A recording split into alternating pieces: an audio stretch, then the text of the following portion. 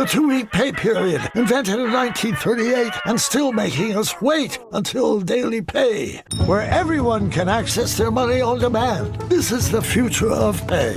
Learn more at dailypay.com. Transfer fee may apply. Live, Laugh, Larceny discusses true petty crimes that may be disturbing to some. Or could be easy listening to all you psychopaths out there. All stories are based on actual events, but details may vary. Listener discretion is not advised.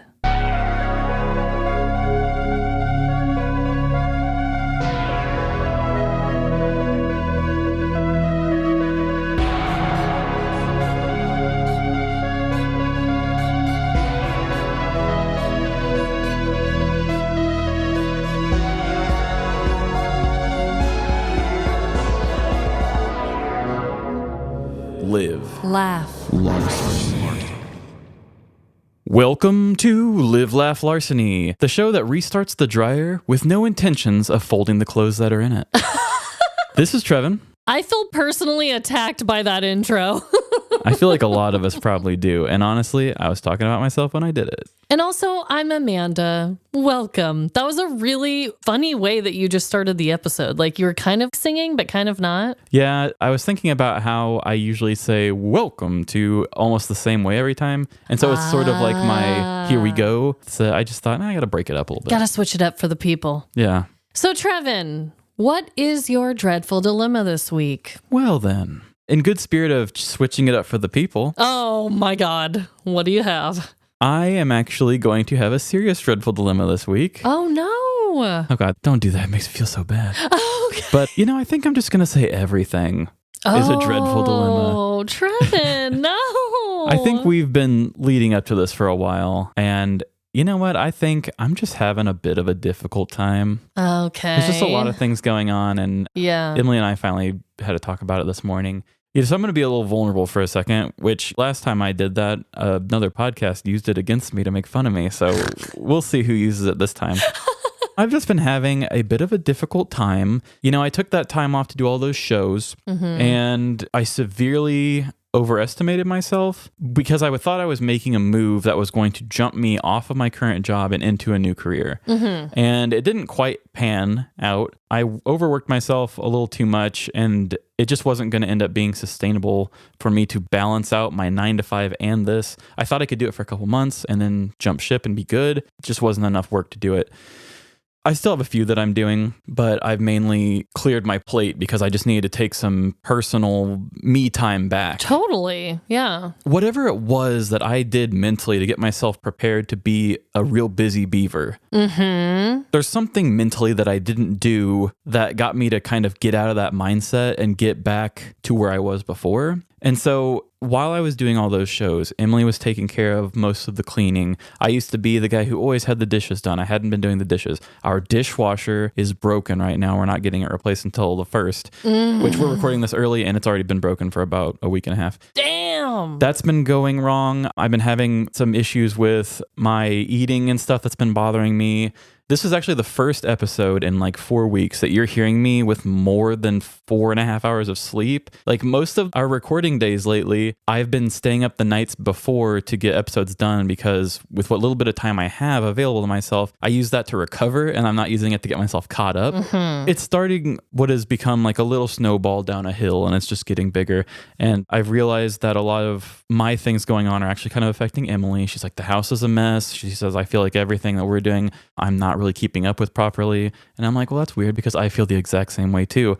And I think me being the partner in this situation did not keep up like I needed to either. And it kind of made my issue trickle down to her. Yeah. And that really sucks. Yeah.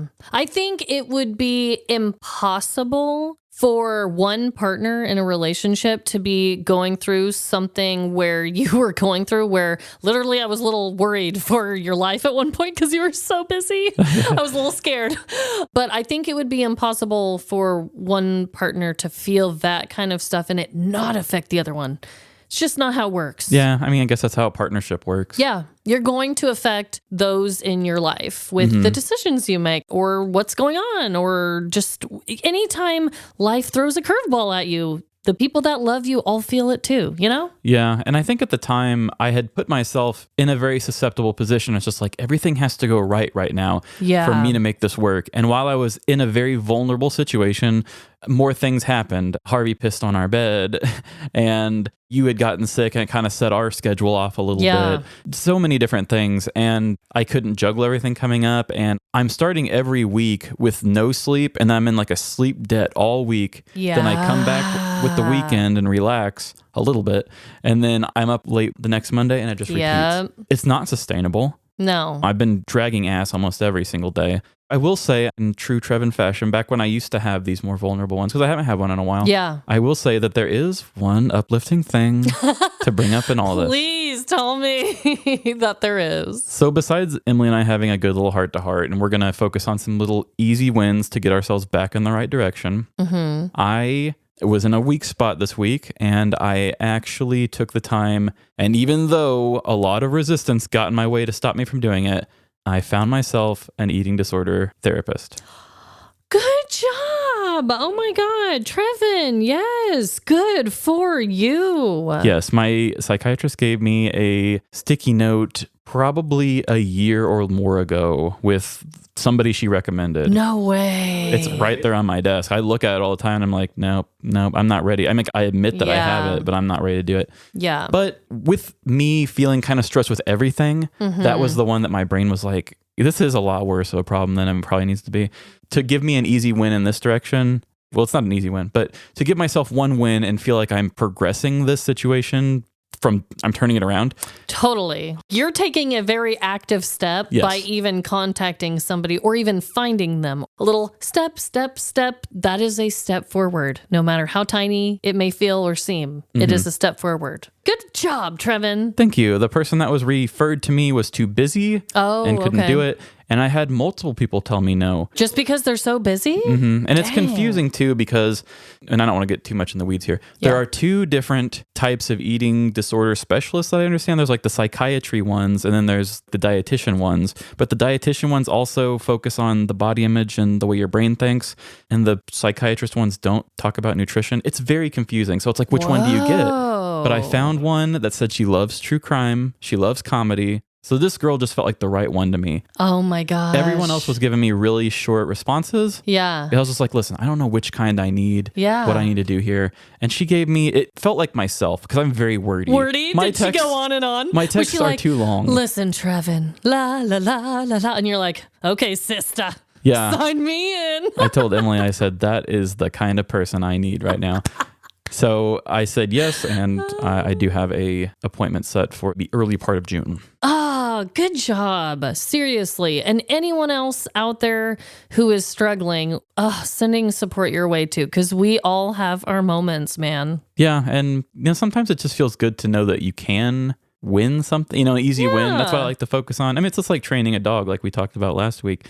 When we try to get Mabel not to bark and throw herself in front of a moving vehicle, we stop her and say, hey, shake, because she feels good when she can shake because that's easy to do. So it's just like, I need to tell myself, hey, you're not going to lose 40 pounds and love yourself in one day. How about you just pick up the phone and make a call? Yeah, start off with just something. Yeah, and that's what Emily and I are doing. I took care of all the dishes, and she's cleaning up the house right now while we're recording, and we're just doing different things to change the direction in which we're heading right now, and we're not going to continue the same cycles anymore because it's been like 2 rough months.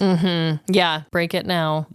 Wow. Thank you for opening up with us. And I also have a dreadful dilemma, but mine's going to be a little more lighthearted this week. Oh, I'm glad, actually. You're like, thank God. Because trust me, Trevin, could I go down some rabbit holes about how I feel lately? Yes. But we'll save that for next week. No, I'm just kidding. The show notes this week, Amanda and Trevin just whine and complain for 2 hours, and that's it. Please don't 1-star. Oh, no. Okay. I took some notes because this actually happened a while ago. And immediately after it happened, I was like, okay, this needs to be shared. So the other day I was playing with both of my daughters and with my husband, Jordan, and he was being the very traditional monster chasing the kids around the house. And I was on the girl's side. I was like, oh my gosh, no. And we like ran and we hid in the closet and the baby's room. And, it was like a fun little game. After a while of this, though, because games get repetitive with small children. Yeah, because they just want to keep doing it. They never get bored of it. Yeah. So I was like, okay, what if I turn to the dark side now? Uh-oh. I was like, what if he transferred his villainous behavior to me? So I transformed and I made a whole dramatic thing. I was just like, ah! And then I started maniacally laughing, right? Oh, God. What I wouldn't do to be a fly on the wall. My 5-year-old Lila immediately started sobbing. I wondered if that was going to be a problem. Uncontrollable sobbing. And she is like me. We're both very expressive. We're both very emotional. We're both very hot or cold, depending how we're feeling. But she's not really one to just burst into tears for something like that. Mm-hmm. And so I was like, oh my God, what? And I was informed that I can never play the bad guy. She hated it. She never wants to see mommy as the villain again. And Lila's the kind of person that she wouldn't like a really artsy movie that makes you question who's evil and who's not. She likes the stuff where it's like, I know who's bad and I know who's good. Yes. Like you turning evil would open up too many possibilities of we all have gray areas and anger. Yeah. Which, I mean, she is almost 5, so still pretty young, I would say. But yeah, I don't think she was ready to know that everyone has a dark side.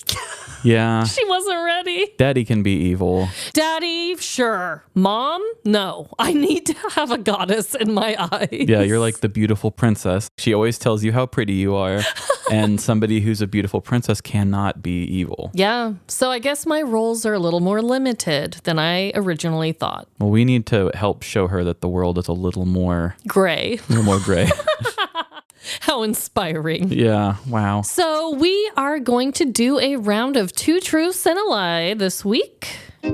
I've got 3 wires. Which one do I cut?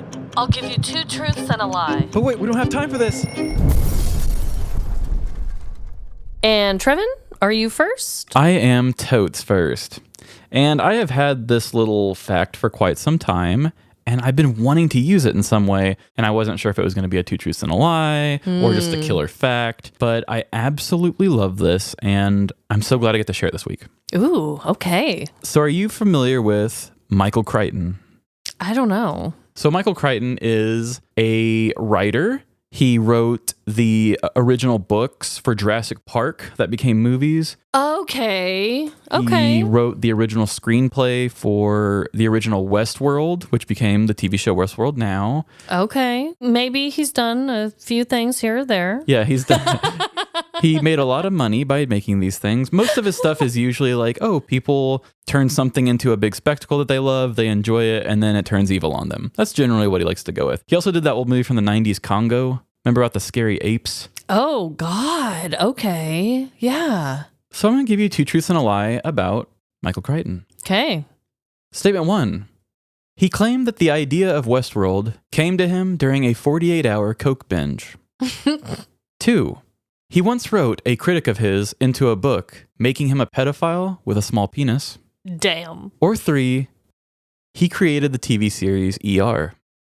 I'm going to go, I think B is the lie. Okay. And you are incorrect. Oh, no. What is it? Okay, so the lie is that he claimed that the idea of Westworld came to him during a 48-hour Coke binge. Ah, damn. I don't know anything about how that inspired him, but I do have some information on these other ones. B is absurd. Oh, my God. So he did, in fact, I guess it was pretty famously for people in the 90s. I had no idea, and I knew stuff pretty well. But I guess he wrote a pilot called 24 Hours, which was about his experiences being a medical student, which then turned into the very famous hospital drama ER, which I think ER was the first of its kind. So in a sense, he really kind of started that whole thing. There may not be a Grey's Anatomy if there was never Michael Crichton's ER. So put some respect on that. Yeah. All he did was make the pilot, which then sprung the whole show. And for the whole 15 years, he was credited as an executive producer, which is cool. Damn. And of course, for the main event, Michael Crichton. So Michael Crichton had a critic who worked for a publication called The New Republics. And his name was Michael Crowley. So Michael Crowley made this big thing kind of tearing into one of his books that had came out and said like, hey, wasn't that good? Blah, blah, blah. And so Michael Crichton made Next, which I have no idea what it's about. It didn't become a movie or anything. But he ended up taking Michael Crowley and wrote in a character named Mick Crowley, Oh, God. who made him a tiny-dicked pedophile. Good God. Basically, and it's really hard for me to kind of move around in these waters, but Yeah. not only did he explain a explicit act that this fictional version of this critic did, but he also just puts a parentheses at the end that is like, oh, and by the way, the dude had a tiny dick. Yeah. It's so funny and backhanded. Already saying the things that you said about him, who he is bad enough. And then it's just like, and little penis. Yeah, and It's for like, good measure. oh my God. So I find that extremely petty and hilarious. Yeah. But at the time, it's pretty problematic. I'm trying to... I guess that book came out in 2006. So that was still probably pretty edgy in 2006, but I know the world has changed a lot since 2006. He ended up dying in 2008. So maybe next will eventually be a movie and we'll all know a little secret thing about it. Wow. He went down with a petty ass fight. Yes, he did. My God. Well, I totally guessed that wrong. I thought that was going to be the lie. Yeah, I thought that thing's so ridiculous. I don't know if she'd pick that as a lie or not. No. But, wow. Okay, so the weather is starting to heat up. So this week I am going to do 2 truths and a lie about public swimming pools. You. All of these statements are going to be based on a study that was done about public swimming pools. So are you ready, Trevin? Yes. Before I go on, I read a very disturbing article on CBSnews.com about all of this. All of the information gathered was done by a study in 2012 and in the US. So let's jump in here. Statement number 1. 1 in 5 adults pee in the pool. Statement number 2. 1 in 8 public pools, hot tubs, and water playgrounds get shut down because of health and safety violations each year. And statement number 3, too much chlorine in a pool causes your eyes to turn red. Oh, I'm going to say that the lie is the third one. Just because it's too simple? Is that why you guessed it? You know, I just recently heard something about pools. I don't remember where I even heard this, but they said something about if a pool smells too much like chlorine, it actually doesn't have enough. Or something like that? Yes, they talked about that in the article too. Okay, so you're on to something, Trevin. So yes, you are right. The third statement is a lie. Winner, winner, chicken dinner. Yum, yum, yum. So 1 in 5 adults does apparently admit to peeing in the pool. Does that mean regularly? Like, oh, I can't get in the pool without taking a piss? Or do they just mean I've done it once before? I think it's that they've admitted to doing it at all. I don't think they necessarily are regular pool peers. I would hope not. I don't know. Also, a recent report from the Centers for Disease Control and Prevention found that 1 in 8 public pools, hot tubs, and water playgrounds are shut down because of health and safety violations, including excessively dirty water. So that's shocking. But statement 3 is the lie. I know for me, when I was growing up as a kid, I was always told that if your eyes are really red, just don't open your eyes in the water because the chlorine maybe is like burning your eyes or whatever. Yeah, I was told that too. That's why it made me think, oh, this is going to be one of those things that proves me wrong. Yes. So that is the false statement. As it turns out, red eyes and an irritated nose or throat after spending time in a pool is a direct result of bodily fluids in the water, including urine, feces, and sweat. Wait, that's worse. It's way worse. I was hoping it would be like, oh, your eyes aren't red from chlorine. It's just because you're stupid. And I'd be like, oh, okay, that's fine. But That I could handle. now you're telling me it's because somebody's pissing in my face Someone is doing things in the pool they definitely shouldn't be. and your eyes don't like it. Not one bit. Ew. Good thing I So- don't swim publicly, so. There you go. Trevin, this is one nasty fact that does not affect you in any way, shape, or form. But I haven't done a gross one since, I mean, gosh, I did one about ball pits long time ago. And then you went way too gross when you talked about fear factor. The fear factor. And then you just were like, I'm not doing gross for a while. I had to take a break after the blended rat and back to nasty pools. So Hell yeah. I hate to ruin it for anyone listening. I'm still going to go to a public pool with my kids. So you know what? You just do what you can. Maybe mouthwash afterwards. Eye wash. They need to have an eye wash station at the pool. Gross. Yes. So are we on to ads? Yeah, let's see what's available this week.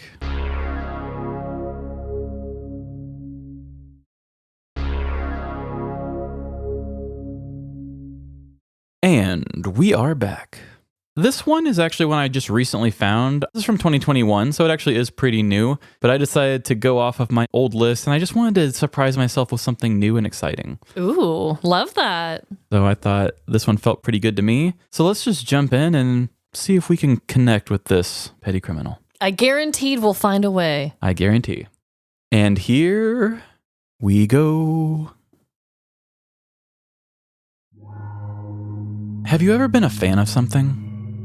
If not, may I suggest this independent podcast?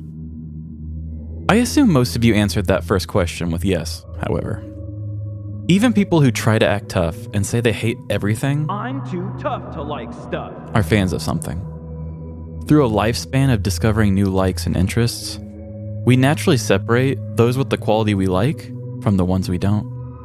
For example, as a kid, I really liked animals. Through years of meeting many animals, I found that kitties were my favorite to spend time with. Therefore, I am a fan of cats. From likes as basic as a favorite species to more nuanced enjoyments like my pretentious love for art house films, we collect different things to give our loyal support. The one good thing that capitalism brings to my life is a large variety of choices. Thanks to its open competition approach, we can have 5 different companies selling us the same exact things, but with slight variations. The most clever of brands can trick you into having more than one, but for the most part, we all have our favorites. If you are a person who loves overly processed chocolate snack cakes, then you might enjoy a package of Ho-Hos by Hostess. Or maybe your taste swings more towards Little Debbie's Swiss rolls. Hell, you could even prefer Tasty Cake's version with the same name. My point is, between all of these brands, your ears probably perked up a little more when I said the one you prefer. Whether it be a modest change in the recipe, a brand that you align more with politically, or that brand was just what you grew up on, we show our thanks by choosing them every time. We are their fans. That's why we at Live Laugh Larceny officially believe the best snack cakes belong to... Insert future snack cake sponsor here. Although we are all fans of things, the spectrum in which our passions reside can vary. From a small preference to a full-blown obsession, we show our fandom in many different ways. Sign my butt, Justin Bieber. The subject of today's Triple L crime case study is a fanatic of sorts. A man who clearly has a preference and will stop at nothing to have more of it. Clint loved video games. From fighters to mystery solving, those silly little Lego games, and spooky ones that gave him nightmares. There were so many different worlds to explore. From sun up to sun down, the 36-year-old was mashing buttons to his favorite video games. Although Clint would happily play any game he could get his hands on, there was one particular franchise that both stimulated his senses and made him feel like a badass. Call of Duty. For at least some part of each day, Clint was deep in the 3D trenches of some of the most iconic battlegrounds of our world's past, present, and future. He would flank enemies, capture flags, and hashtag squad up with any players that felt worthy. He was always the scoreboard leader and captained his own clan that he simply named Fuck. As it was the early part of 2021, everybody had a little more time for video games. Britain's pandemic lockdown had forced all of its citizens to stay inside unless coming out for necessary items, causing many to need entertainment at home. Pandemics are boring. Although everyone did have more time to play video games because of COVID-19, Clint had a completely different set of circumstances that allowed him all of this free time.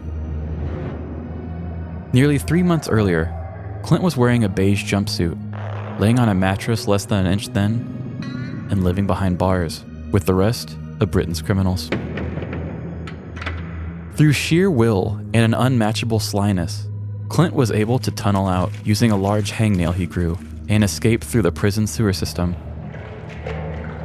Once cleaned from the poop river, he shaved his beard, put on a disguise, and lived a week as Edna, the night shift waitress at the nearby Waffle House. Oh, hello. He fell in love with a patron who always complimented his hair. You look beautiful, Angel. And once the heat died down, he ditched the Edna identity and moved in with his boy, Ron.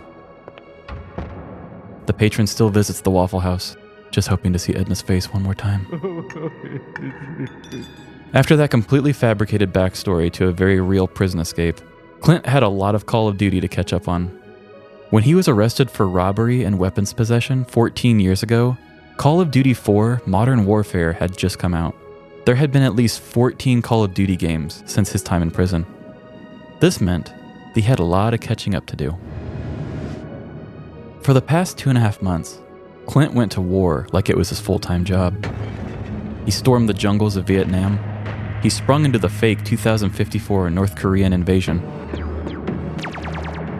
And he puked at how awful Call of Duty Ghosts was. Yuck. But when you're playing video games like your life depends on it, 14 years worth doesn't last that long. As Clint was destroying the bad guys and winning the final war in Call of Duty Warzone, a message came onto the screen. You win! You are a total badass! A voice exclaimed as the video game's credits began to roll. Damn, Clint said to himself in a sad tone. I'm all caught up on Call of Duty. He quickly wheeled his chair over to his friend's computer and typed into Google, what to do after beating Call of Duty Warzone. As he clicked the search button, the 1080p OLED monitor flashed the brightest advertisement he'd ever seen. Call of Duty Cold War! You are significantly less badass if you don't own this one. The narrator's voice announced over scenes of graphic violence.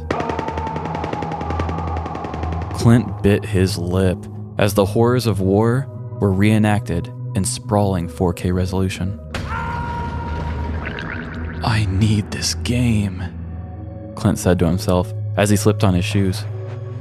Grabbing his boy Ron, the two jumped into his English version of a car and moved their way to the nearest game store. Dude, I cannot wait to blow up bad guys in the Cold War Call of Duty game, Ron yelled to Clint. I know, Clint replied. I don't even know who the bad guys in the Cold War were. The two looked at each other in a sense of puzzlement. Wasn't it the Antarcticans? Ron asked, unsure of his answer. Clint cracked a smile and began to nod his head. Hell yeah, it was those fucking Antarcticans, he said quite confidently.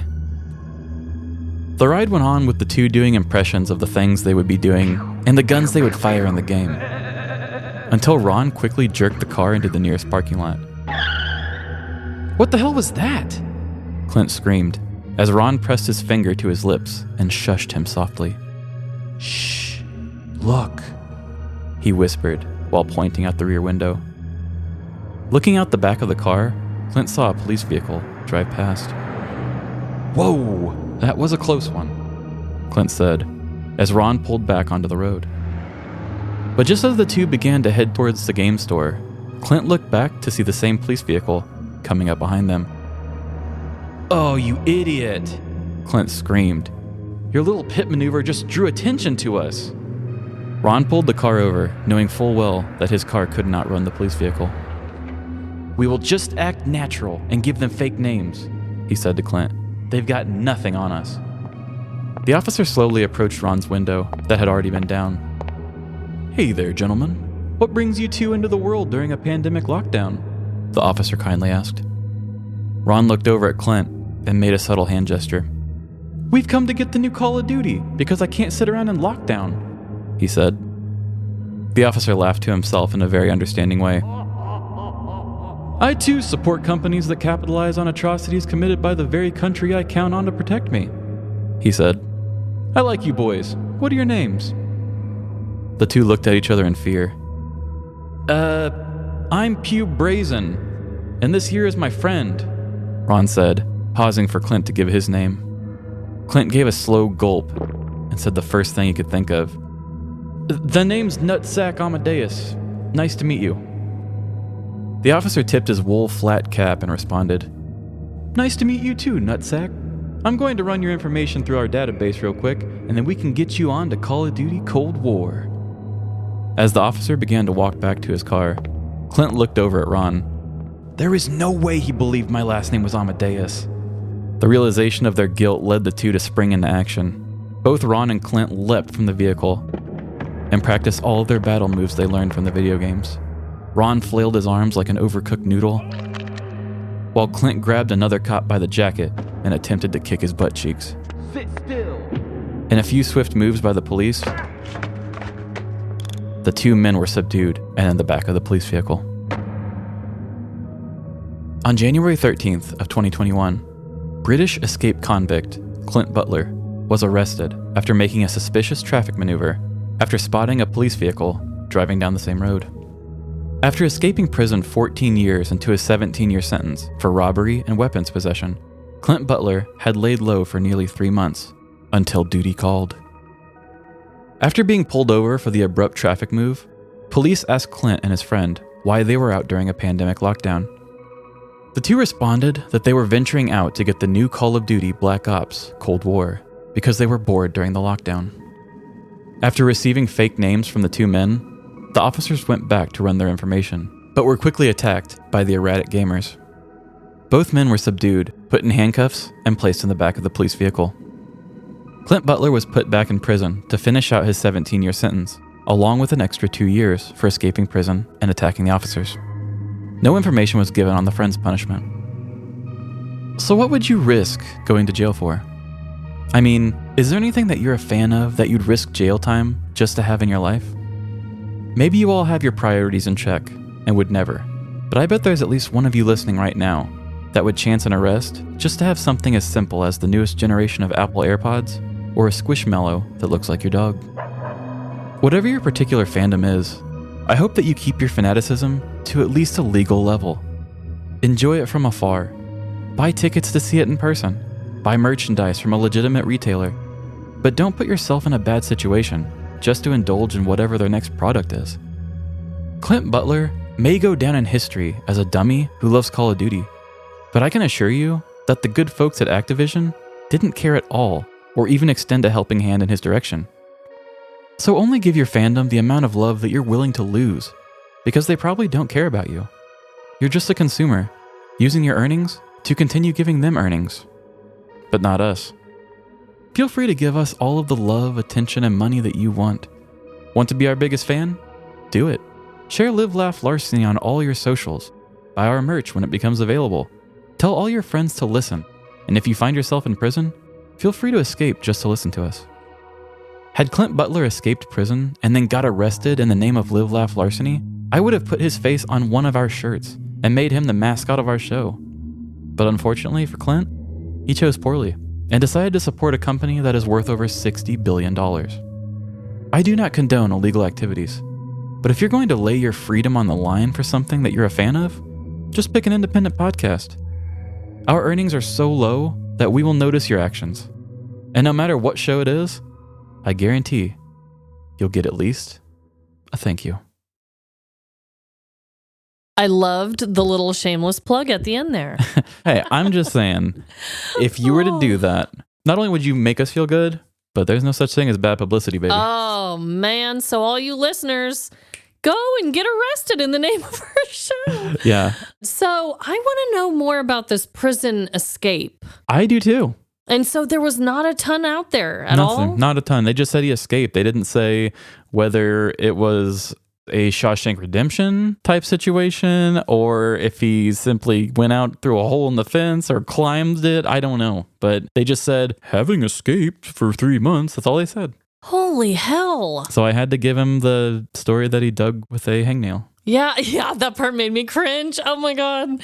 Yeah, or maybe he pulled a Ted Bundy and jumped out a window. Like, what the heck? It Like, could, yeah.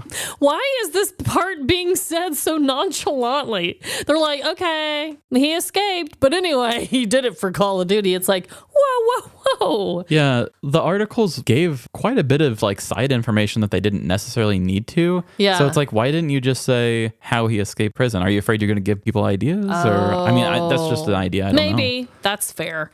And also, I had to interrupt your story to make sure that those stupid fake names are fake. Yeah, you did. I needed to know right in the moment. But how embarrassing. Yeah, Pew Brazen and Nutsack Amadeus. I mean, the names are fitting. I said it to Emily. I was like, what do you think about these for fake names? Are they good? And she said, Pew Brazen.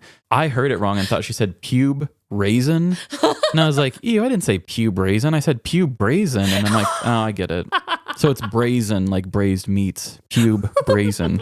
Yes. Delightful. That's at least cooler than Pube Raisin. Right. Who likes raisins anyway? Pubes we can handle. Yes, thank you. This is an anti-raisin podcast. Very pro-pube. Pro-pube. Wow, that was a crazy rabbit hole. So are you a Call of Duty fan? I used to be. I really Okay. liked the first Black Ops when it came out. I thought that was very fun. But then they started kind of overcomplicating it. And it is a pretty bro-y kind of game. There's a certain kind of guy that likes that generally. Yeah. And I mean, the world shouldn't be one way, you know. It's not a Right. binary world. I can still love the manly act of football and still hate most man things. Totally.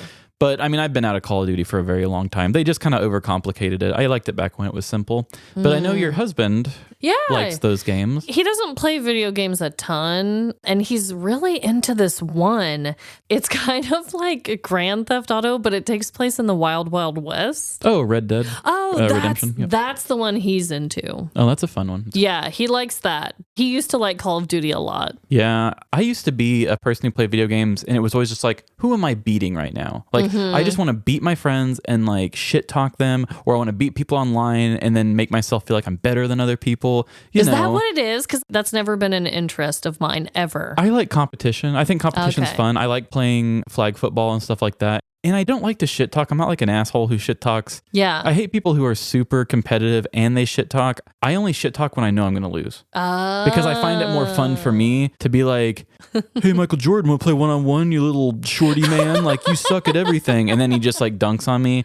And it made it more fun for me to lose because I made it more fun. So I only shit talk when I know I'm going to lose. Okay. But now I don't play to beat people anymore. Emily and I got a Switch with my money from doing all those shows. And you know, we get a little drinky drink and we just play Mario Kart now. Oh, dude, that's what's up. And it's just like, I'm not beating anybody. We're actually working as a team most of the time. Yeah. It's just fun. We're just having fun. So it's like my mentality of gaming has changed a lot, which I feel like that's growth, or it's just proof that I've changed. It's a healthier desire to game, I would say. Yeah. I do want to say one other thing about this crime. Maybe it's not odd to me, but it just seems like they very quickly were like, oh, you go back to jail. Yeah, we'll just add 2 years on. It doesn't seem like they put a lot of decision making behind it. They just said, we'll tack 2 years on. Get back in there. I know. What is this life? I just think the importance seemed to be placed in like the totally wrong area. But I guess if you escape, it's just a 2-year add-on. Shoot, that didn't seem like a lot to me. It didn't to me either, especially when you say, oh, you just got done doing 14 of them. Here, we'll add 2 on. Yeah. Because he only had 3 left, so now he's got 5 years. That was probably worth it to him. Like, what? He's like, I was out for 3 months, back in for 2 years, whatever. Yeah, and they say a lot of people just get used to that lifestyle anyway. I mean, right. 17 years. God, yeah. You wouldn't know how to be normal again. If you want all of your data in one place, you need the Intuit ERP. I'm Damon John, and I run my growing business on Intuit Enterprise Suite. Learn more at intuit.com/ERP. Well, what a story, Trevin. Thank you. And I also have one for you. Shocker alert. Ooh. So this is another story from the news, and it might have a little tie-in to my 2 truths and a lie this week. Oh. So let's jump right in, and here we go.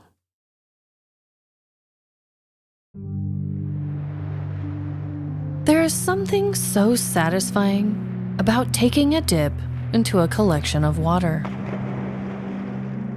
From large oceans to small hot tubs, wading in the water is something virtually every species can enjoy. Aggressive geese flock to ponds to scare small children, while Christians gather around bathtubs to dunk their sins away. Amen. Whatever the reason, water can be enticing, and at times, even criminal. So air up your arm floaties and put on your goggles, because we're about to dive into the petty pool. 29-year-old Courtney Cox wasn't the traditionally sweet Southern belle. Living in Bossier City, Louisiana in 2013, Courtney currently had two passions in life: swimming and partying. Luckily for her, the Louisiana heat was perfect for combining her passions into pool parties. Courtney's bleach blonde hair, sun-kissed skin, and confidence in a bikini could not be ignored. But it wasn't just her looks that gained her attention. Courtney was the definition of an extrovert. Even though she was an Olympic gold medalist swimmer and now a mother of 2 kids, Courtney was determined to keep her party girl attitude about life. Mama's getting drunk tonight. So when her friends invited her out to a casino night, she immediately accepted. Yeehaw! Let's gamble! Courtney and her 2 friends arrived at the Horseshoe Casino Hotel with stilettos on their feet and cash in hand. The group of girls started at the bar as Courtney ordered back-to-back rounds of shots for everyone. After guzzling back the booze, Courtney stood up from her bar stool. Come on, you southern sluts, let's hit the slots! She exclaimed as the already tipsy friends followed her to the slot machines. It was an interesting crowd at the casino, since the girls chose to go out on a Sunday evening. There was an elderly couple bickering in between spins, I should have married a doctor! a bartender a little too eager for tips, I'll show you my butt crack for a $5. and a man remaining in the same seat for hours, expelling toots into his Players Club adult diaper. Other than those few riveting attendees, the casino was pretty dead.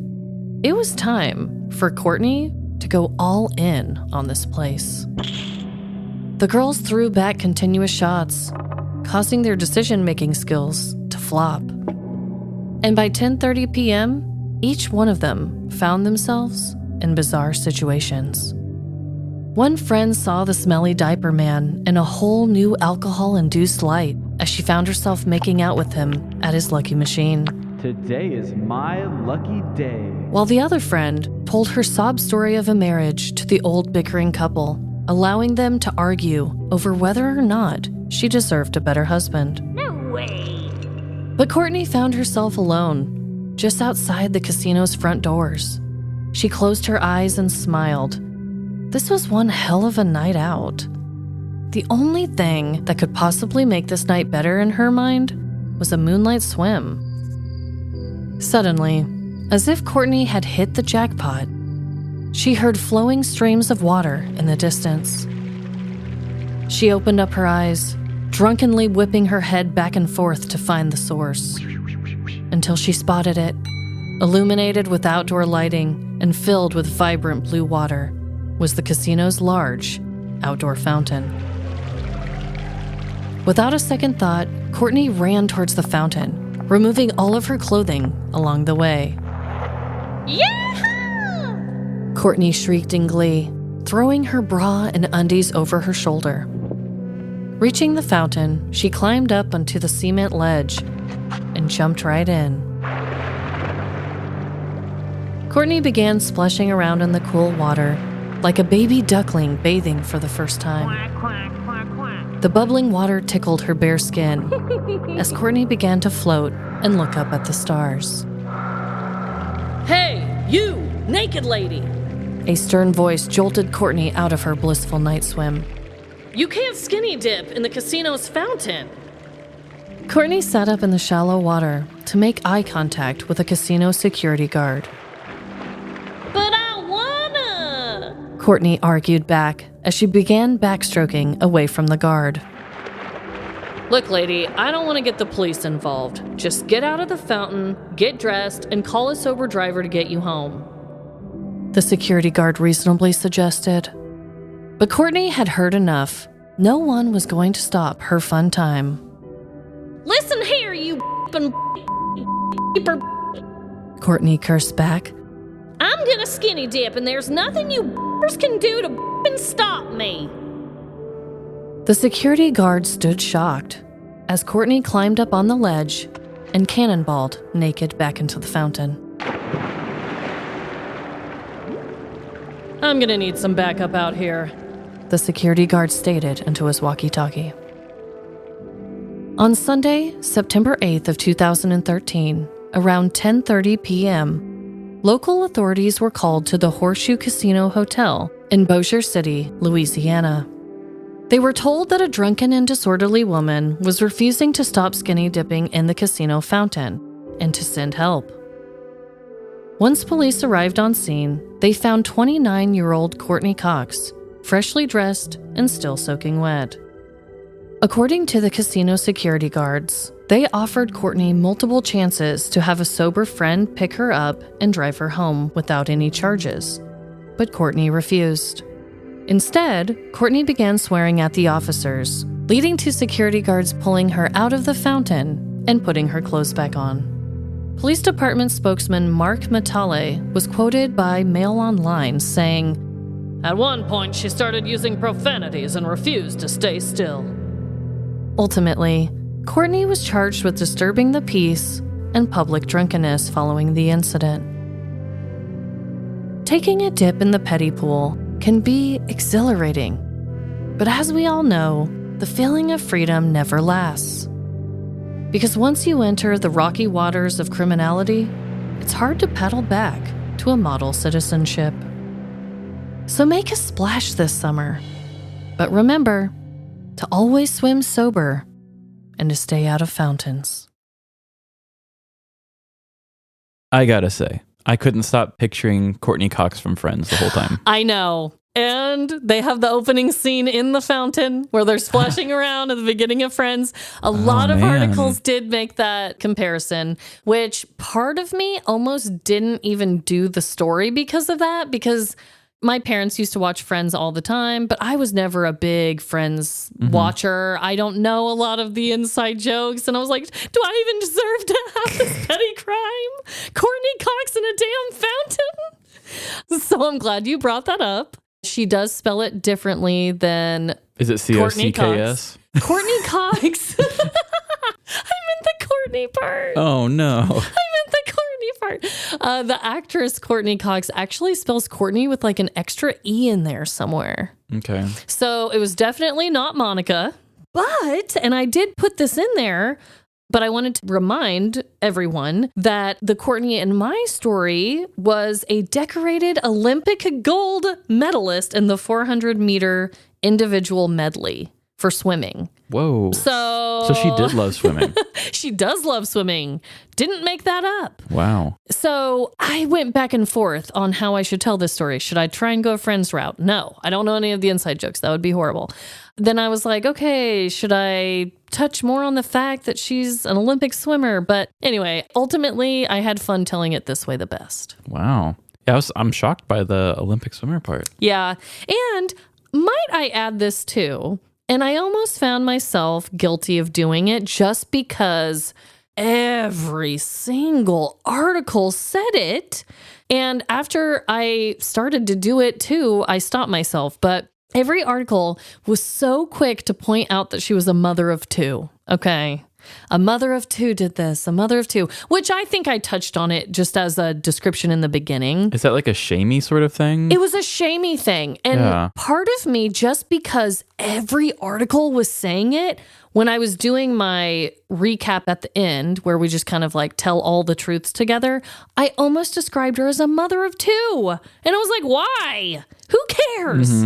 I don't know. I read it so much that I almost did it too. And it's not a bad thing. She's probably proud to be a mother of two. Right. It was the way in which they were saying a mother of 2, took off her clothing and got drunk and wild out. And it's like, you know what? Yes. Should she have done that? Absolutely not. No. But like, why does that have to be such a big part of it? She's a 29-year-old. Okay, so you're saying it seems more like it was shaming her for being a mother who's doing these acts. Yes. I thought you meant it was a body shamey thing, like, oh, it's a mother. Oh, no. I think it's more like, God forbid a mother take her top off on a wild night. You know, it's like, shut the fuck up. Like, yes, I'm not condoning it. You shouldn't go streaking in fountains at casinos, obviously. Well, I wouldn't want to jump into a fountain anyway, just because I don't know what's in it. You know what I mean? Like, what if it was really shallow and you hurt yourself, or there was something that could shock you? I don't know. I mean, you don't know what anyone is throwing in that fountain. Mm-mm. I did look it up. I looked up a picture of the hotel because I was like, I need to see how big of a fountain.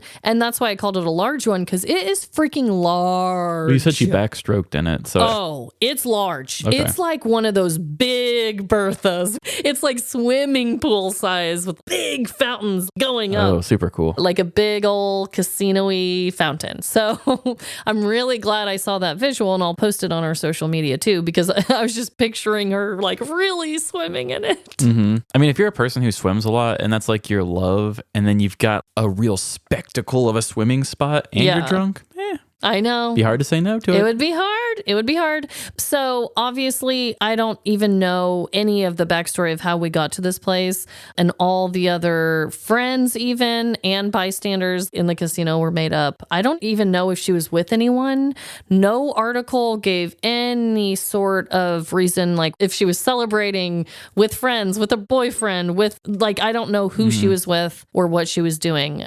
No articles talked about that at all. That'd be wild if she was just there by herself. I know. You have to be turning up by yourself to go do that. But then, on the other hand, I'm like, if she was with people, why didn't one of them just be like, come on, get out of the fountain? Help her a little bit. Yeah. So I'm like, where were her friends? Where was anyone? And the fact that they kept being like, you can call a sober friend to come get you. It's like either the people she was with weren't sober enough, obviously, or she was by herself. I really don't know which was which, but I liked the visual of her going with friends. Yeah, she could have just been one of those friends, which I know we have a couple of them, that just get a little drunk and then just wander. And do horrible things alone. And yes. Not horrible, but like just dumb things. Yeah, it's a good thing you saved that. Yeah. So, connections. I was hoping that maybe you had one, but... Oof, I'm not going to lie to you, Trevin. The only thing that even remotely crossed my mind was that both of our petty criminals were going to do whatever it took to get what they wanted. But I mean, that's pretty common. Yeah, I mean, it's a little loose, but like my guy was a fan of Call of Duty. Your person was a fan of pools, I guess. Yeah, fan of swimming. Yeah, that one's really tough. That one is tough. Yeah, no, I'm drawing a complete blank on this one.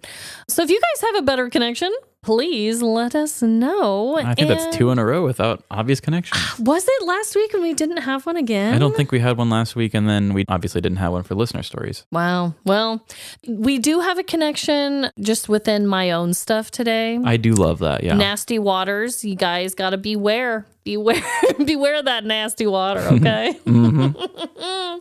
Anyway, I hope everyone is having a great week. And just remember that no matter the crime, big or small, in the end, we're all doomed. All doomed to get a little pee in our eyes. Bye. See ya. Thanks for taking a break from swimming to enjoy our show today. And don't play the villain in our petty crime game. Why don't you follow us on social media? Facebook, Instagram, TikTok, or Twitter. Live, Laugh, Larceny. And if you have ever escaped prison, for the love of God, please tell us how you did it. Send it to our email, livelaughlarceny@gmail.com. And review our show the same way Courtney Cox would review Swimming in a Fountain. Give us 5 wet and wild stars wherever you review podcasts. Apple, Spotify, or Good Pods.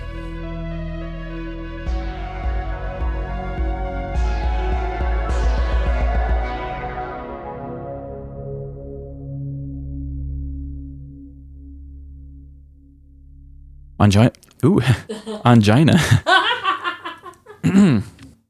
But we're quickly attacked by the erotic. Okay, you have vagina? Erotic on the brain. Oh no. Emily, get primed and ready, baby. Trevin wants to do erotic things to you. Surprised she's not running down the stairs right now.